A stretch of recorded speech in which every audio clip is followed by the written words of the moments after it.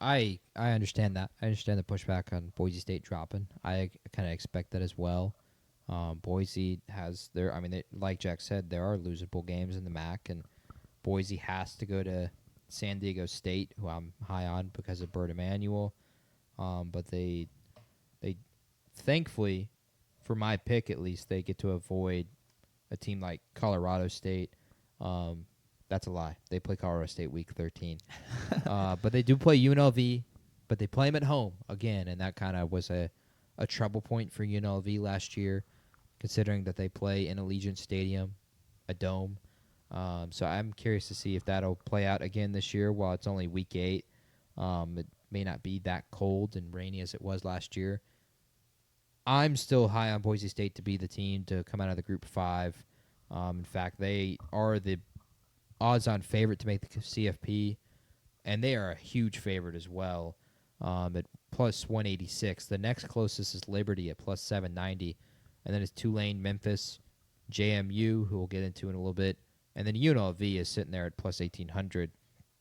And so UTSA is somewhere down the list. I don't remember where they are, but they're not on this list. Very far down, probably. That would be, maybe we could put some cheddar on that at some point for Jack's sake to potentially get some value. But Boise is still my pick to win the Mountain West and to be the team to come out of the Group of 5. I think you're too low on Maddox Madsen. Throw up his numbers right there. Did you know Maddox Madsen threw for 3,000 yards last year, 23 touchdowns and 6 interceptions, and this was not necessarily just a ground and pound Ashton Genty as much as they gave him the ball. Maddox also has the ability to run as well, 221 yards, 5 touchdowns last season, 62.4 completion percentage is not great, but maybe that improves with another year under the helm. Their big one is going to be the transfer. Malik Sherrod comes in from Fresno State 2 years ago, which he was hurt a lot of last year. He ran for nearly 1,000 yards, 9 touchdowns, and then caught 264 a touchdown, which is good numbers. And he's going to be the lead back for Boise State this year, the replacement of Ashton Genty, if you will.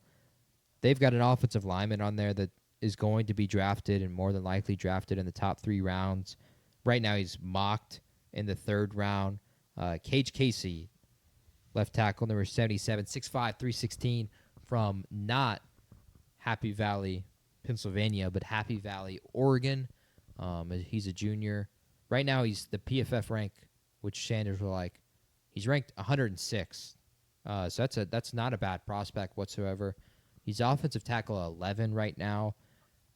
Not that a video game matters, but he is a 90 overall in college football 26, the number 5 left tackle in the game, and he's number 5 out of draft eligible left tackles as well, which all of the top 5 are. Yeah, like I said, he's projecting right now around the 3rd round. He is the left tackle for Maddox, so ideally his blind side is very well protected this year. I think a big one for Boise is schedule, and it kind of works out in their favor as well again this year. If you've got their schedule, pull that up. The big one, I think, is week 1. It really kind of puts the whole season into a big spot. Week 1, they'll go to the USF Bulls and play Byron Brown.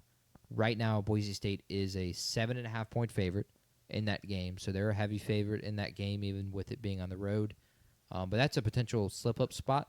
First game without Ashton Genty in a long time, and maybe that doesn't go well for them.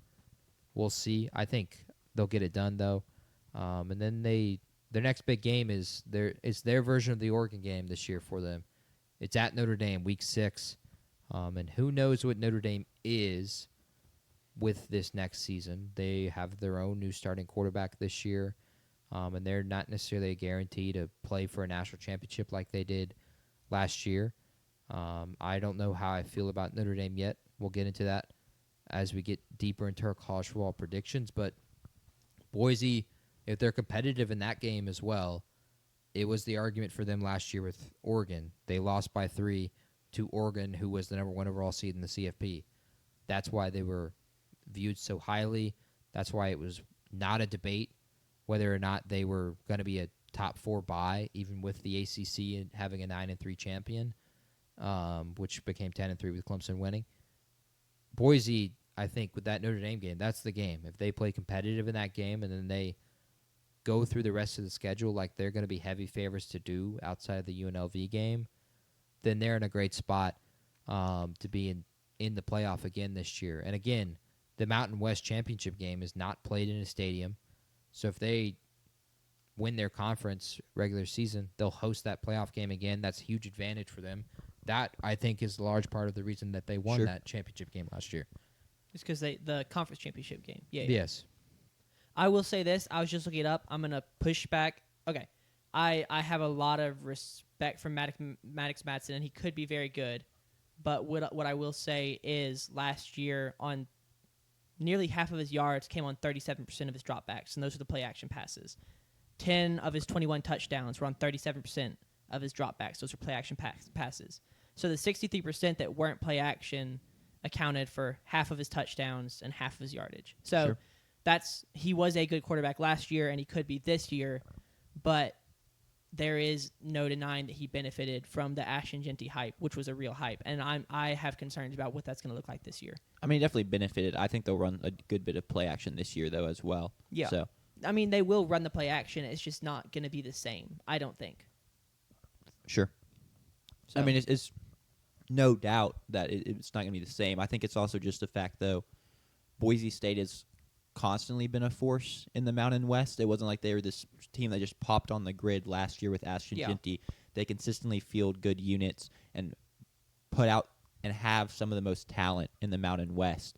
So I think that's why I'm not too worried that even if there is a little bit of a step back, that they can still be competitive in this league.